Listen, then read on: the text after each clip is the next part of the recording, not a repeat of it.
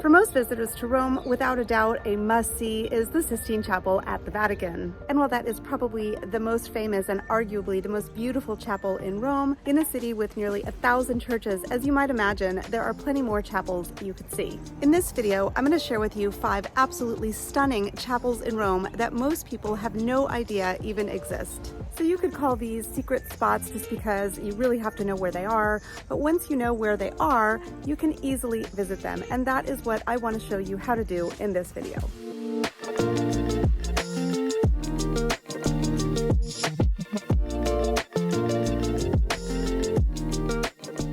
I'm currently standing in front of the Basilica of Santi Quattro Coronati, which means the 4 crowned saints. If you get right up under the apse, you can look straight up on the ceiling and you'll see a depiction of these 4 saints carved in wood. You can see from the structure of this church that it was at one time used as a fortress. It was burnt in the sack of Rome in the year 1084. It was then rebuilt, but much smaller. And this is why the apse seems disproportionately large compared to the rest of the church. In fact, it's the only apse in Rome that encompasses all the naves of the church, including the side naves. In the 1500s, the church was given to the Augustinian nuns, and they still run it today. Now, if you visit this church, you are already seeing one of the most beautiful special churches in Rome that most people never get to see. But the church actually has quite a few special spots that you can visit. One is the beautiful cloister inside, another is the Aula Gotica. I can't show you any pictures of that because no pictures are allowed, but there is a chapel you can easily visit if you know where it is and how to visit it. It's called the Chapel of San Sylvestro, or the Chapel of Saint Sylvester. To visit this chapel, you have to know where it is. You have to go into this little anteroom, and you'll see on the left wall that there is a foundling wheel. So a foundling wheel was used to place unwanted babies inside and spin them around, and then in theory, they would be found the next morning by the nuns or priests where they were left. Obviously, this is no longer in use, but the wheel is still there. And to the left of the wheel, you're going to see a grate that is closed, and to the right of the wheel, there is a little button, and you press the little button, and eventually a nun will come to the window and you can talk to her. Just let her know you want to visit the chapel, and she will ask you for an offering. There is not a set amount. I would suggest 2 to 5 euros per person. In the 13th century, this chapel was completely covered in stunning frescoes that depict the life of Saint Sylvester. Those frescoes have been mostly restored, and when you step inside, you're seeing them in probably what were the original colors. Also note the floor, which is done in the Cosmati style or Cosmatesque style. This is a typical pattern you're going to see in a lot of churches in Rome. It was designed by a family of that name, the Cosmati family, who were expert artisans at taking repurposed shards of beautiful colored marbles that were originally part of structures in the Roman Empire and turning them into these stunning designs that you see on the floors of many churches in Rome, including the Sistine Chapel. Sylvester, who became a saint, was pope in the early 4th century, which is the same time that Constantine was emperor. One of the most extraordinary things in this chapel, and one of the things you should look for, is the depiction of the donation of Constantine. In this famous scene, the Emperor Constantine is giving Rome and other regions of the West to the church. This act was later proven to be false, but by then the church had consolidated its power.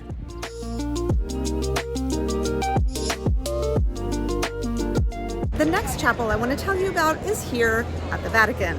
Absolutely, you should visit the Sistine Chapel when you visit Rome, but there is another chapel inside the Vatican that I want to tell you about.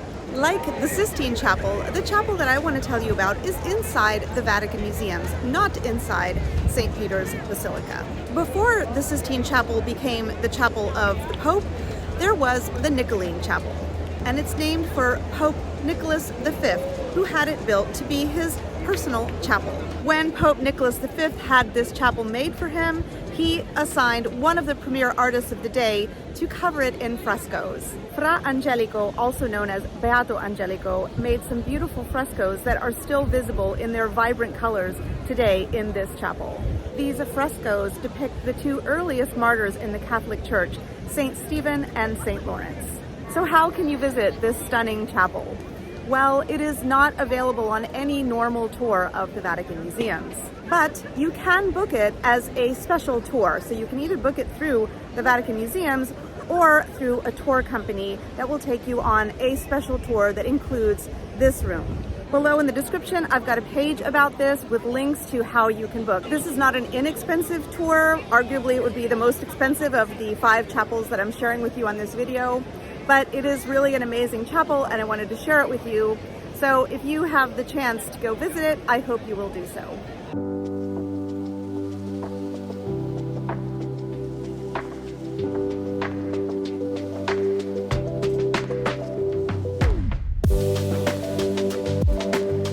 I'm standing in front of the Basilica of Santa Prassede, Saint Praxedis, who was a martyr, a Christian martyr, along with her sister Prudencia.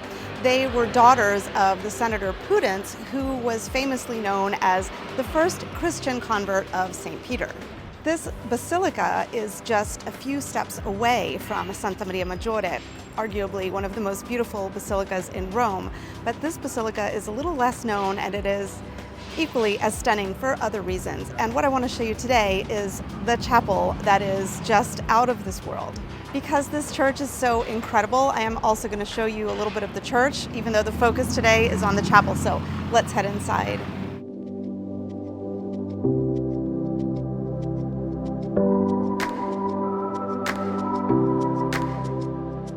Here you can see Pope Paschal I himself on the left-hand side in the apse.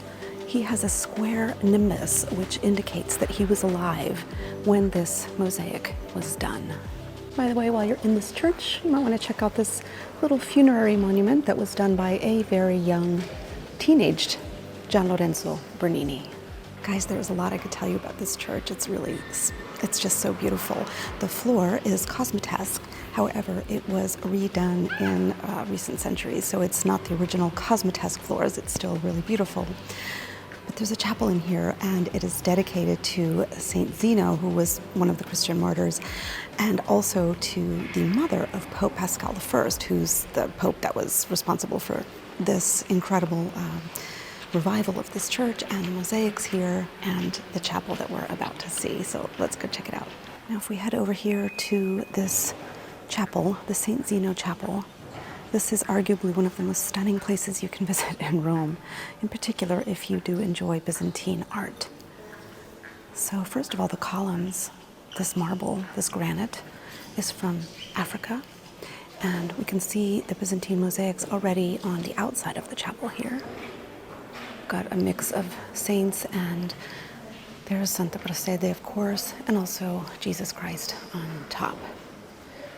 Now inside the chapel, it's dark unless you pay to go in, which we're going to do here in a second. There's a group inside, so it is worth paying to light up the chapel.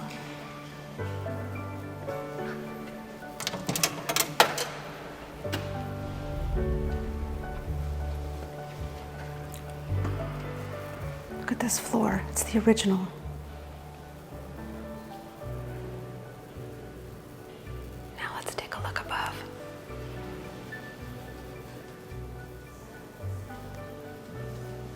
It is just astounding.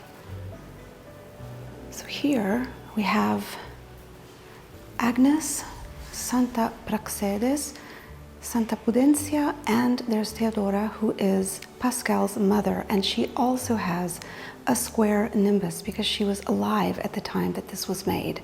And here we have Christ descending into limbo. Unfortunately, this was destroyed to make this door. And you can see these columns here, which are spoglia. That means they were rescued or revived from some other ancient Roman structure. And there's this amazing column over here. This is the flagellation column, where Christ was said to be tied while he was flagellated awaiting his crucifixion.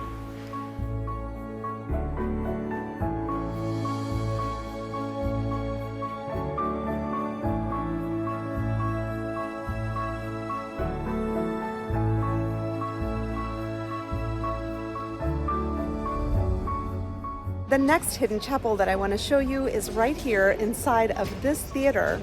It's incredible. It is a theater, but inside there is a very special thing to see. So let's go check it out.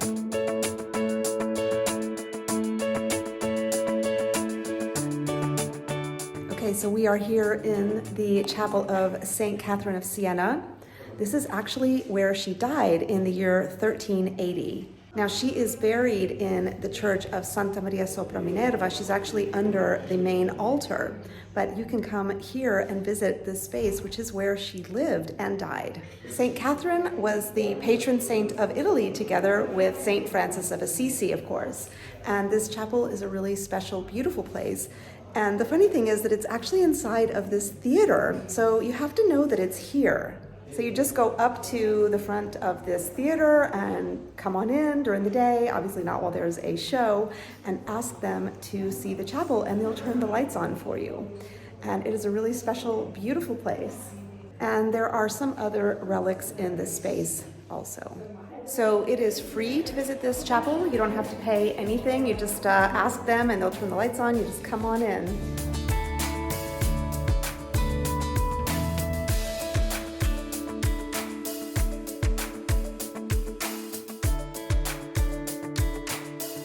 I feel like every time I want to make a video for you guys, it is super windy, so sorry for all the hair blowing around.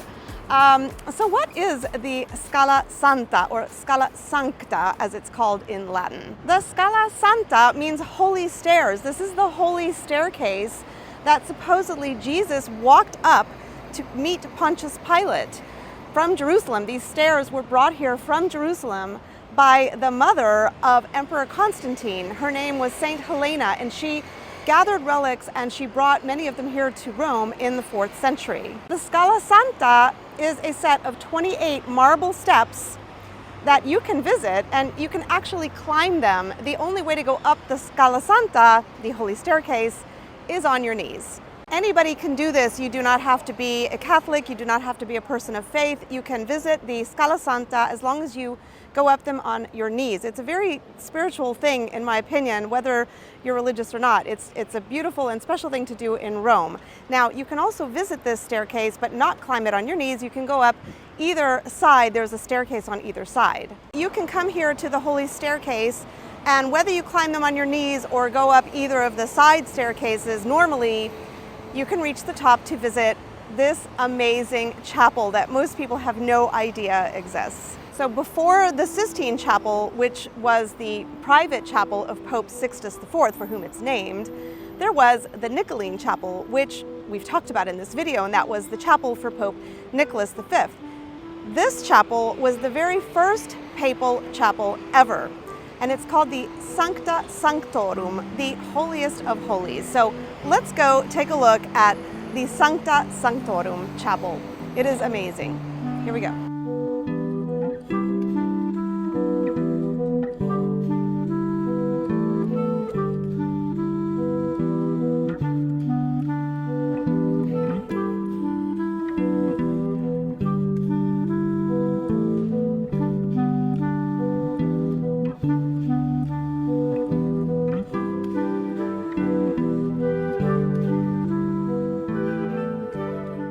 This image of Christ is considered to be extremely important. It was begun by St. Luke and actually finished not by human hands, so supposedly finished by an angel. This wooden box here at the altar was placed here in the 9th century by Pope Leo III, and it contains the relics of 13 saints, and subsequently more relics have been added to this chapel. This is why it's called the holiest of holies. So on the ceiling you have the 4 evangelists, and as you come down and look at these stunning frescoes, notice the columns between the saints. They are reminiscent of the columns from the Temple of Solomon in Jerusalem. This type of twisted column was found in the original St. Peter's Basilica. And in fact, if you look at Bernini's baldacchino, which is the canopy in St. Peter's Basilica today, you'll see that he used the twisted column style there. Here you can see these beautiful frescoes These two in particular tell the stories of the first two Christian saints, Saint Stephen being stoned to death and Saint Lawrence being grilled. So guys, what did you think of those 5 amazing chapels that I've shared with you on today's video? Have you visited any of them? Do you think you'll visit any of them? Drop me a line in the comments below. And for more unusual things to do and see in Rome, check out my playlist right here.